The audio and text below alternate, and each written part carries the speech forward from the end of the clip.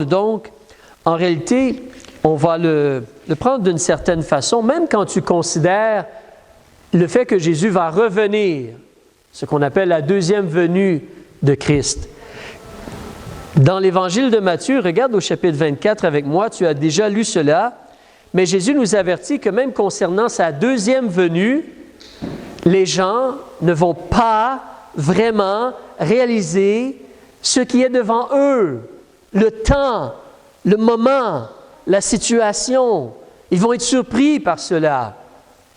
Si tu regardes ici en Matthieu 24 au verset 37, Jésus mentionne « Mais comme il en était au jour de Noé, il en sera de même à l'avènement, la venue, la seconde venue du Fils de l'homme. Car de même qu'au jour d'avant le déluge, les hommes mangeaient et buvaient, se mariaient et donnaient en mariage. Ils vivaient leur petite vie comme si tout était normal pour eux ou quoi que ce soit, jusqu'au jour où Noé est entré dans l'arche. Et là, le jugement de Dieu est tombé. Et les gens ont été frappés, sont morts. Verset 39. Et ils ne connurent rien jusqu'à ce que le déluge vint et les emporta tous. N'oublions pas que Noé, c'était un prédicateur de la justice. Et donc, le message était donné quand même là. Dieu avertissait, Dieu a agi, Dieu a essayé de parler aux gens. Mais les gens faisaient leurs choses, vivaient leur vie, leur petite vie. Ils n'ont rien connu. Et ils ont été emportés par le jugement. Il en sera de même à la venue ou à l'avènement du Fils de l'homme. Le mot avènement veut dire la venue, l'avènement du Fils de l'homme. Si tu avances dans 1 Thessaloniciens chapitre 5, on a des mots un peu similaires. 1 Thessaloniciens chapitre 5, tu sais, le chapitre 4 en Thessaloniciens nous parle de l'enlèvement. Le Seigneur lui-même descendra du ciel à un signal donné avec une voix d'archange et au son d'une trompette de Dieu. On a l'enlèvement, on a le fait que le Seigneur revient pour chercher tous ceux qui croient en lui. Et le jour de Christ débute. Alors, là, tu arrives au chapitre 5, verset 1. Et justement, les mots sont utilisés pour ce qui concerne les temps et les moments. Vous n'avez pas besoin, frères, qu'on vous en écrive. Les chrétiens savent. Ils ont l'information. Vous savez bien, en effet, vous-même, que le jour du Seigneur, en l'enlèvement, puis là, le jour du Seigneur débute. L'enlèvement, donc, le jour du Seigneur, ça va venir comme un larron dans la nuit, un moment où on ne s'y attend pas et on est pris par surprise. Verset 3, quand le monde, les gens vont dire « paix », c'est ce que les gens recherchent, hein? Paix et sûreté. Alors une ruine subite va les surprendre, comme les douleurs surprennent la femme enceinte. Une femme qui est enceinte ne peut pas planifier quand le bébé va sortir. Quand Dieu décide, le bébé sort et il faut agir pour aider pour l'accouchement. Mais elle est surprise, comme les douleurs surprennent la femme enceinte, et ils n'échapperont point.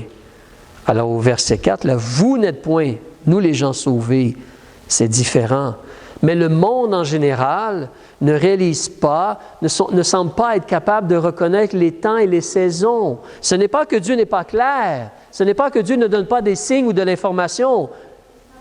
Les gens n'écoutent pas. Les gens sont occupés à leur vie et à chercher leurs choses à eux. Et donc, ils sont surpris. Et quand tu considères donc la première venue de Jésus, comme Jonathan l'a très bien dit, Dieu a annoncé les choses. Des anges, les bergers ont été... Anne, la prophétesse, tu te rappelles, Siméon, on a mentionné cela.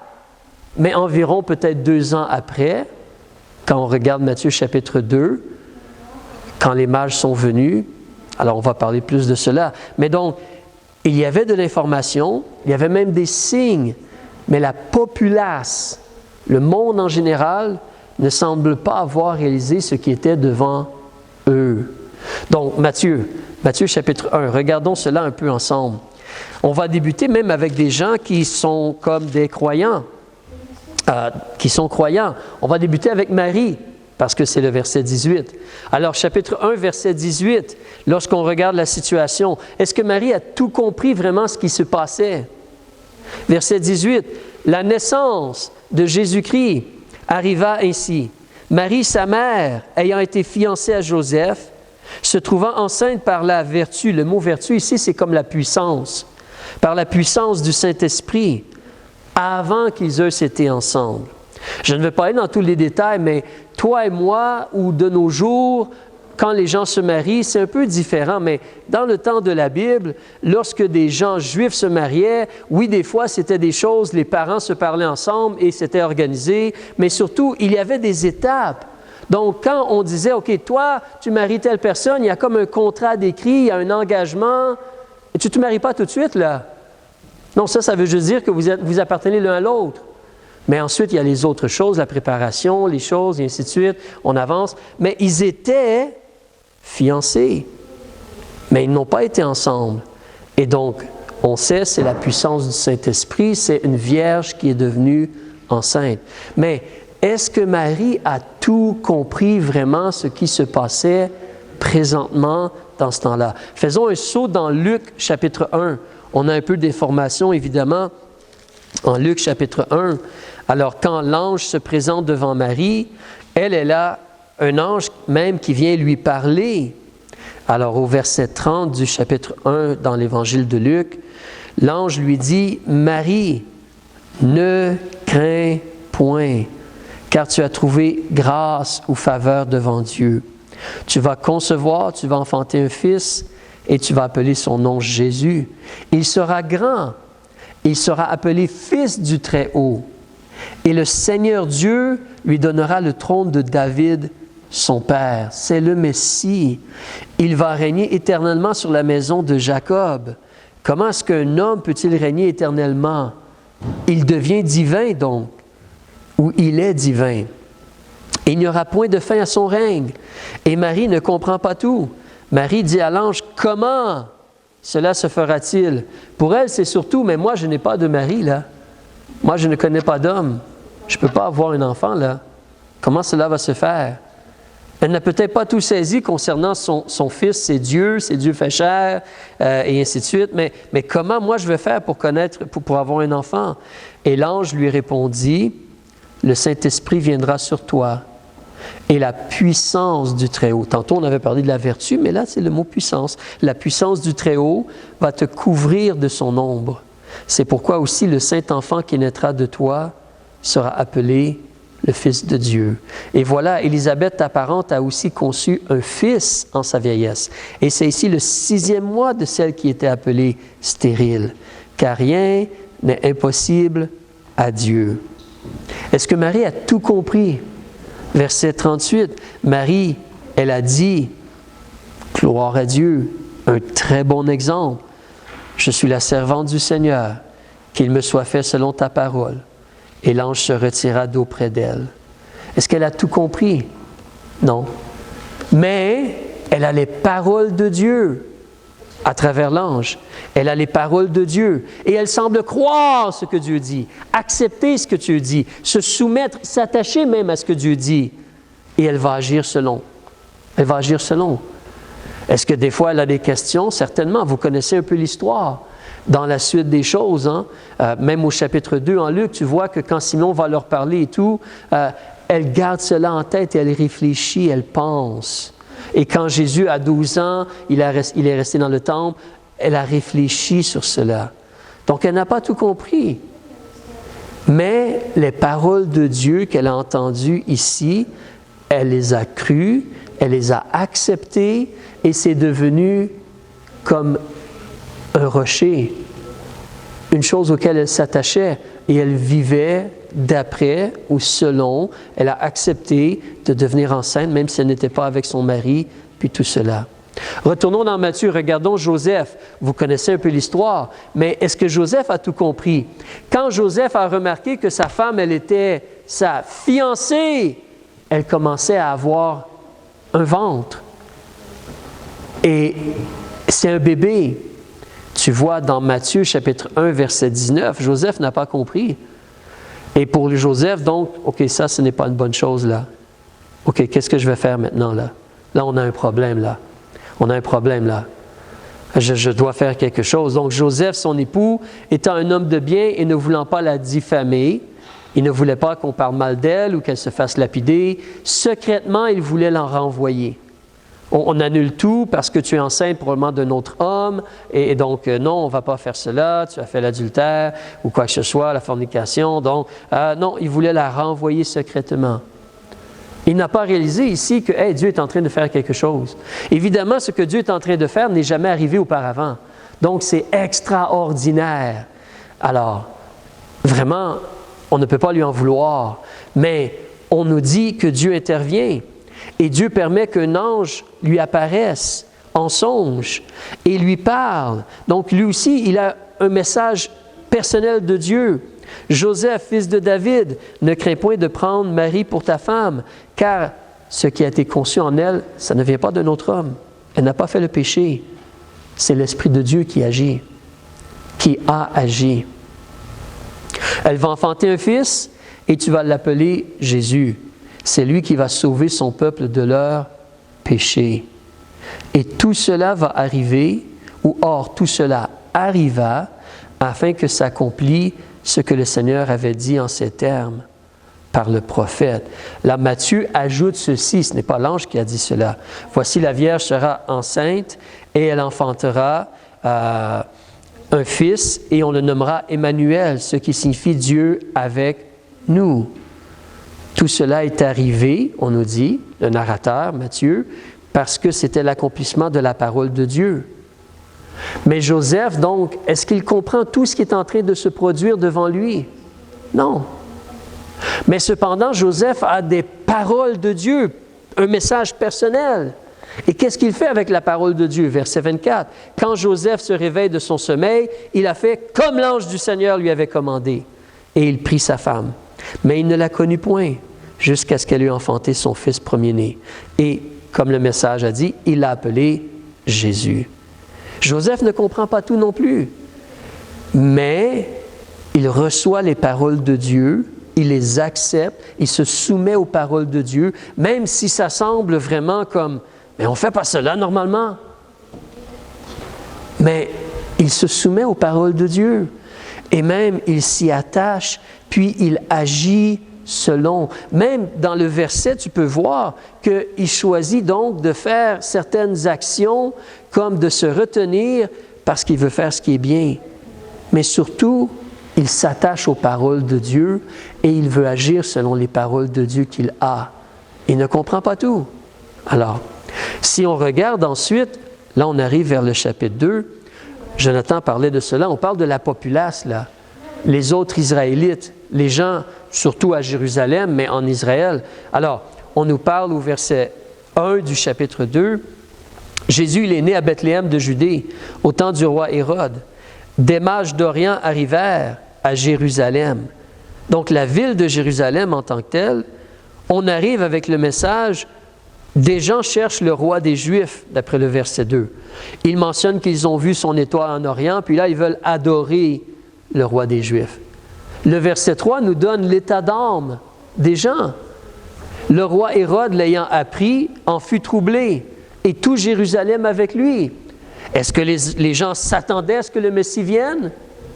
Pourtant, nous connaissons les choses, hein? Nous connaissons les Écritures. Même nous regardons l'Évangile de Jean. Lorsque André a commencé à parler avec Jésus, qu'est-ce qu'il a fait? Il est allé voir son frère Pierre, puis il a dit « Hey, on a trouvé le Messie! » Et après cela, on a parlé avec l'autre personnage, je pense que c'est Philippe, a parlé avec Nathanaël de mémoire dans Jean chapitre 1. On attendait le Messie, techniquement. Mais quand on arrive et on leur dit, mais il est là le Messie. Ah, comment ça? Qu'est-ce qui se passe? Qu'est-ce que c'est que ça? C'est un peu, si tu te rappelles, quand on a lu Actes chapitre 12, il y a quelques semaines. Pierre, il est en prison. Tout le monde prie pour lui, et quand Pierre vient frapper à la porte, on ne comprend pas comment il vient frapper à la porte. Il est supposé d'être en prison.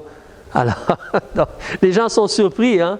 Mais ici, les gens, les principaux, ils ont de l'information, si je continue à lire. Donc, au verset 4, Hérode fait assembler tous les principaux sacrificateurs, les chefs religieux, les scribes du peuple, et il demande, il s'informe, le Christ, où est-ce qu'il doit naître? Ils ont de l'information. Ils lui disent, Bethléem. Et on cite le verset en Michée chapitre 5, verset 2. Donc, les gens, les principaux chefs, les principaux sacrificateurs, les chefs du peuple, les gens de Jérusalem. Ils ne comprennent pas ce qui se passe vraiment autour d'eux. Et là, c'est 2 ans après, en réalité, comme Jonathan l'a bien dit, c'est 2 ans après environ. Mais ils ne comprennent pas ce qui se passe. Ils ont les paroles de Dieu, mais ne semblent pas considérer beaucoup ce que Dieu dit ou ce que Dieu fait. Ils ne semblent pas porter trop d'attention aux paroles de Dieu. Même ils ont un signe devant eux parce que les mages viennent et leur disent « Il est où le Messie, là, le roi des Juifs? Il est où? » Il y a comme un signe devant eux. Puis avant cela, il y avait toutes les autres choses quand l'enfant est né. Mais ils ont tout cela, mais pour eux, on n'y met pas trop, on n'y porte pas trop attention et on n'y met pas trop d'emphase et on ne cherche pas plus. Donc, après cela, qu'est-ce qui se passe? Peut-être tous retournent sur Facebook regarder qu'est-ce que quelqu'un d'autre a dit. Ou tous regardent les nouvelles du jour. Ou tous choisissent de retourner faire leurs petites choses. Et on oublie cela. On peut regarder aussi l'autre groupe, les mages. Les mages. Eux, les mages, c'est un peu particulier parce que les mages, en réalité, ce sont des gens qui viennent de l'Orient.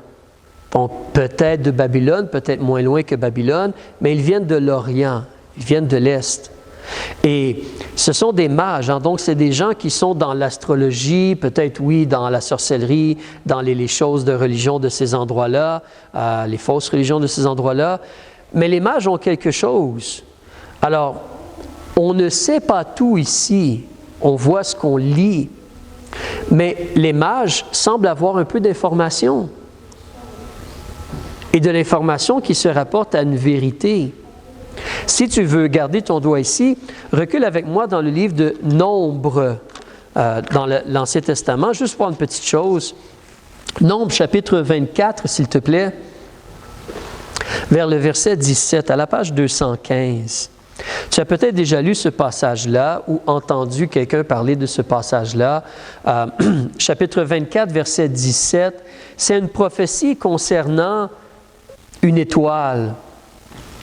Alors au verset 17, on nous dit, et ici c'est comme le prophète qui a fait le mal, faux prophète Balaam, « Je le vois, mais non maintenant. Je le contemple, mais non de près. Une étoile est sortie de Jacob, et un sceptre, comme un roi, s'est élevé d'Israël.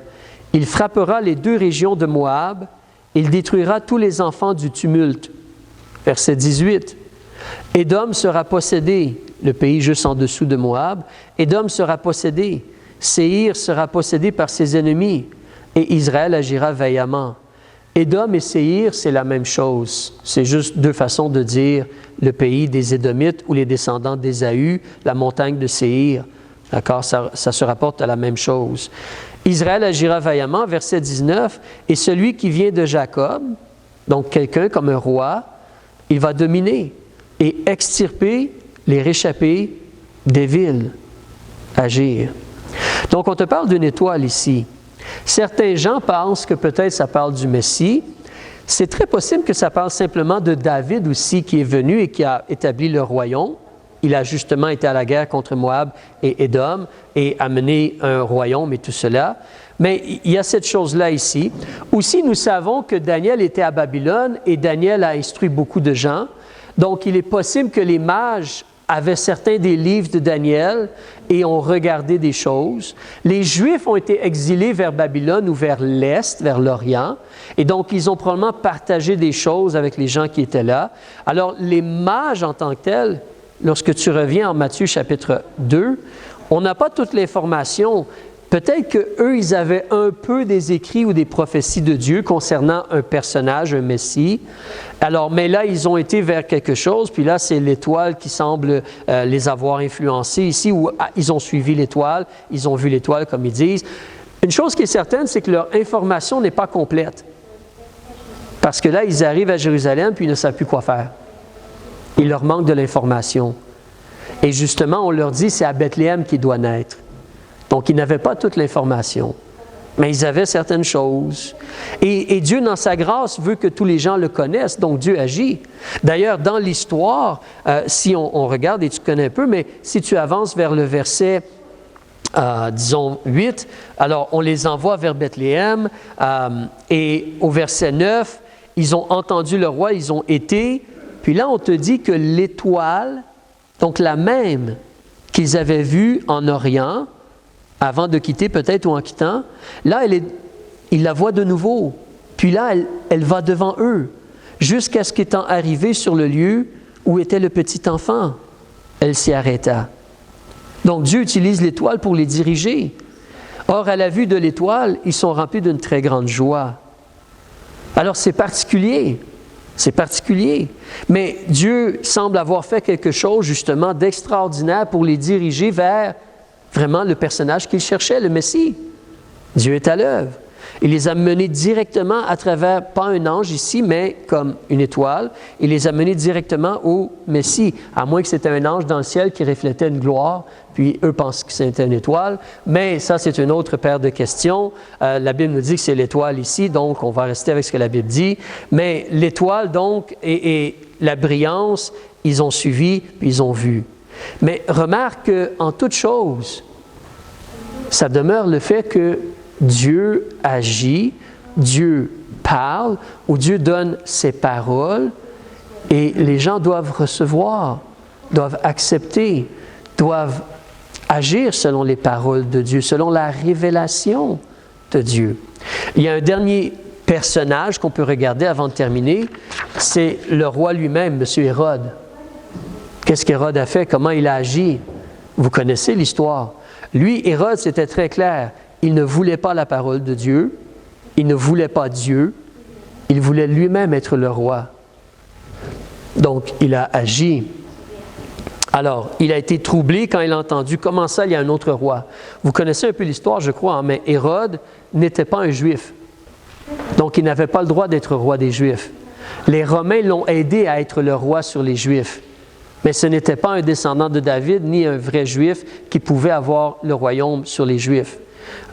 Si je ne me trompe pas, il était de nationalité ou d'influence de la lignée des Édomites, justement. Des Édomites. Mais donc, il est là, ou en partie Édomite, je crois. Mais Hérode, il est là, puis comment est-ce qu'il agit? Au verset 7, il va manigancer, il va essayer de secrètement parler avec les mages. Depuis quand vous voyez l'étoile? Et là, il les envoie à Bethléem, mais il joue le jeu au verset 8. Allez, informez-vous exactement, quand vous l'aurez trouvé, oh, dites-le moi, parce que moi aussi, je veux aller l'adorer. Oui, avec une épée dans les mains, n'est-ce pas? Il veut surtout tuer l'enfant roi qui naît. Donc, et on peut voir dans la continuité des choses, si l'on descend Hérode au verset 16, ou l'autre colonne, quand il a remarqué que les mages se sont moqués de lui, Dieu a intervenu, si tu te rappelles. Dieu a divinement averti par un songe les mages, d'après le verset 12, d'aller par un autre chemin. Mais quand Hérode a vu que les mages s'étaient moqués de lui, il était en colère et il a envoyé tuer tous les enfants de 2 ans et au-dessous qui étaient dans le territoire de Bethléem, selon le temps dont il s'était exactement informé. Remarquez ici une chose intéressante. On vient juste de dire que les gens, des fois, ne réalisent pas le temps, le calendrier de Dieu. Mais en réalité, les gens, ils ont un calendrier. Ils ont un désir. Ils ont une volonté. On te parle du mot « temps » ici. Hérode a pris note. « Hey, OK, ça fait tant de mois ou années et mois qu'ils ont vu l'étoile. Donc, l'enfant, s'il est né, il a tel âge. Je dois tuer tous ceux qui ont moins que cela. » Il a calculé, il a planifié en rapport avec le calendrier, avec le temps ou les temps. Il a calculé cela. Donc, l'être humain regarde et a des plans, planifie des choses. Mais ça, c'est le problème, c'est que l'être humain, il a sa volonté, son propre plan, son propre désir, et il ne veut pas laisser Dieu avoir sa volonté, son règne, ou nous sauver à travers le Messie. Vous savez comment M. Hérode a terminé? C'est particulier. Hérode, en réalité, a été utilisé par Dieu pour accomplir la prophétie. Parce que la prophétie avait dit, on va tuer les gens si tu regardes le verset ici, 17, « Ainsi s'accomplit, alors s'accomplit ce qui avait été dit par Jérémie le prophète. On a entendu dans Rama des cris, des lamentations, des pleurs et de grands gémissements. Rachel pleurait ses enfants, et elle n'a pas voulu être consolée, parce qu'ils ne sont plus. » Comprenez que Dieu n'est pas heureux que des enfants meurent. Mais Dieu le savait que c'était pour arriver, et Hérode a des comptes à rendre. On va voir comment il va terminer, Hérode. Mais la réalité demeure, c'est un peu comme Judas. Judas aurait pu se repentir et croire que Jésus était le Messie. Mais Judas a choisi de vendre Jésus pour 30 pièces d'argent. 30 pièces d'argent. Et Dieu savait ce qu'Hérode était pour faire. On nous en parle dans l'Ancien Testament. Pas Hérode, mais Hérode, oui, mais on parlait de Judas. Dieu savait ce que Judas était pour faire. Judas a accompli la prophétie. Judas a prouvé que Dieu était vrai, que Dieu connaissait le futur. Dans ce sens-là, Hérode accomplit, démontre que Dieu connaît, que Dieu est vrai. Mais Hérode a des comptes à rendre. Remarquez au verset 19, la fin d'Hérode, c'est quoi? Il meurt. C'est la mort. C'est la fin d'Hérode. C'est la mort. Le salaire du péché, c'est la mort. Et ce n'est pas seulement la mort physique. Oui, après cela, Hérode, il est, comme on en a parlé l'autre fois, il est dans le séjour des morts. Il est dans l'enfer, attendant la résurrection, où il va aller ensuite dans l'étang ardent de feu et de soufre. La seconde mort. Ça, c'est la fin d'Hérode. C'est triste. Mais c'est pour cela, tu regardes la première venue de Jésus, on peut regarder la seconde venue de Jésus, qui n'a pas eu lieu encore, mais les avertissements qu'on a, les gens ne portent pas attention à ce que Dieu dit, ils ne portent pas attention aux paroles de Dieu, ils ne portent pas attention à la réalité des signes, et les temps, ou le temps, et malheureusement, le jugement vient. Le jugement vient. Pour la nation d'Israël aussi, quand le Messie est venu puis a eu son ministère, qu'est-ce qu'on a fait? Comment on a agi? C'est triste. Mais toi et moi, et tout être humain peut choisir à la place de porter attention aux paroles de Dieu, de porter attention à ce que Dieu a dit. On ne comprend peut-être pas tout.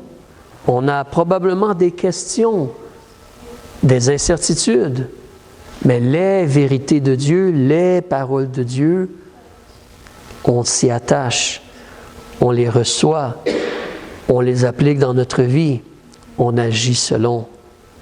Ça, c'est comme un rocher, c'est solide. On va prier. Père, on veut te remercier